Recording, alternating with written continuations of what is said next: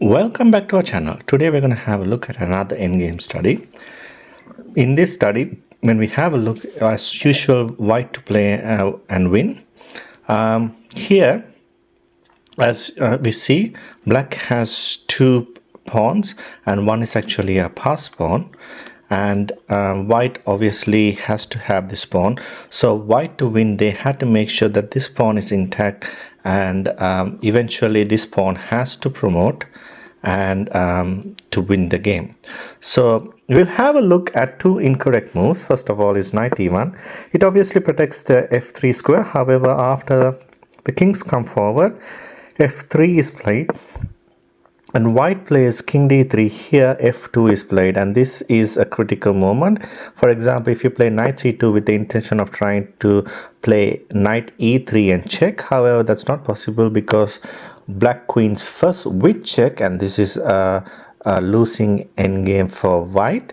So after f2, king e2 has to be played, and here black simply takes the knight, and this is the drawn endgame. As you can see, all white can simply do is take the opposition, and this is a drawn endgame.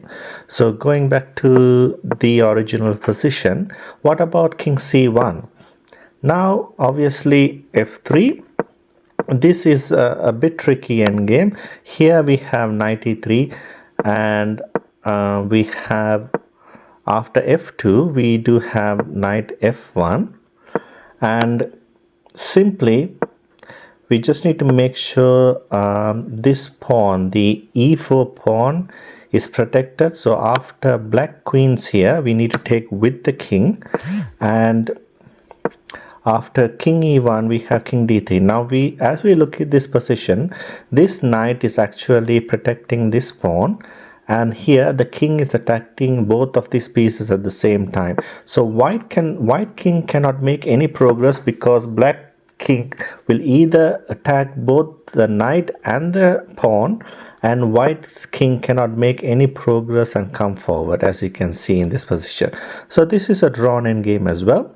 So now going back to the original position, the correct move here is knight a1. Now we have heard the term knight in the rim is dim, and however, what's the point of this move? Now the point of this move, it gives the king the c2 square.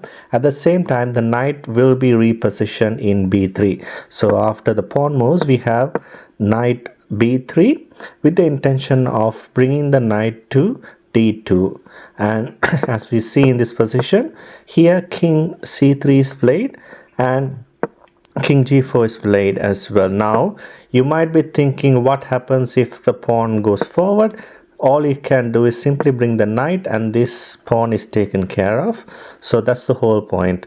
So going back to this position here, there's really nothing much to do. So king g4 has to be played, and after king c4, here black can bring the pawn forward. However, as you can kick knight d2 protects the f1 square, and here black tries to attack the pawn, the e4 pawn.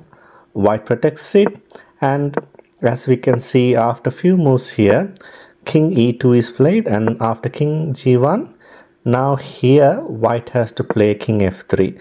So black here can simply promote. However, after pieces are exchanged, now white is in time to win this pawn, and all they have to do is simply either move sideways and allow this pawn to go forward and queen, and this is a winning endgame. I hope you enjoyed this video. For more videos like this, please like and subscribe, and it's bye for now.